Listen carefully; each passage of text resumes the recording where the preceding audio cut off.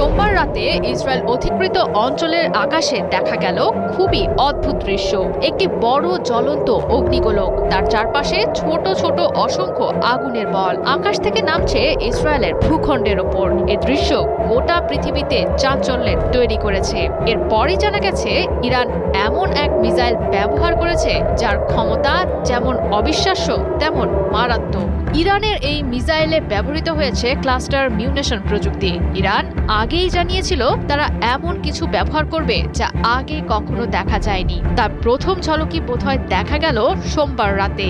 এ ধরনের মিসাইল ঠেকানোর সক্ষমতা প্রচলিত এয়ার ডিফেন্স সিস্টেমের খুবই কম। ইসরায়েলও পারেনি ঠেকাতে। ক্লাস্টার মিউনেশন হলো এমন এক ধরনের ক্ষেপণাস্ত্র যেটি বড় একটি ওয়ারহেড মাঝ আকাশে খুলে অসংখ্য ছোট ছোট বোমা বা সাব মিউনিশন ছড়িয়ে দেয়। এটি একবারে বিস্ফোরিত না হয়ে বিস্তারিত এলাকা জুড়ে অনেক ছোট ছোট বিস্ফোরণ ঘটায়। নির্দেশনাবিহীন এসব বোমা নিচে পড়ার সঙ্গে সঙ্গেই বিস্ফোরিত হয়। ইসরায়েলি প্রতিরক্ষা বাহিনী IDF এর তথ্য অনুযায়ী এ ধরনের ক্ষেপণাস্ত্রটির ওয়ারহেড প্রায় 7 কিলোমিটার বা 4 মাইল উচ্চতায় গিয়ে খুলে পড়ে যায়। এরপর এটি প্রায় 20টি সাবমিউনিশন ছড়িয়ে দেয়, যা প্রায় 8 কিলোমিটার ব্যাসার্ধে ছড়িয়ে পড়তে সক্ষম। সাধারণত ছোট বোমাগুলোর শক্তি তুলনামূলকভাবে কম হলেও বিস্তৃত এলাকা জুড়ে ছড়িয়ে মারাত্মক ক্ষতির জন্য এটি তৈরি করা হয়েছে, সামরিকভাবে যাকে বলে এরিয়া স্যাচুরেশন ইফেক্ট।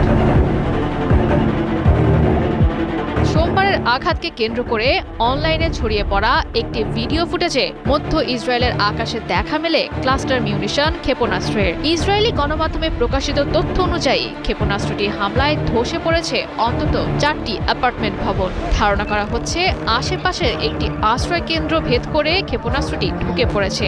IDF এর অভিযোগ, বেসামরিক এলাকায় সর্বোচ্চ ক্ষতি সাধনের জন্য ঘন বসতিপূর্ণ এলাকায় ক্লাস্টার মিউনিশনটি নিক্ষেপ করেছে ইসরায়েল। একে যুদ্ধাপরাধ বলে উল্লেখ করেছে ইসরায়েল। হেব্রনের আকাশে দেখা মেলা ক্ষেপণাস্ত্রের আঘাতে শিশুসহ 5 থেকে 6 জন আহতের খবর জানা গেছে।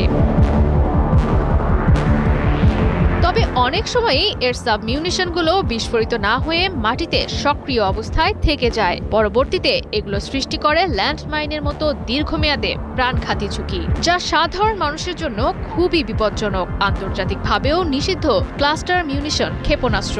বেসামরিক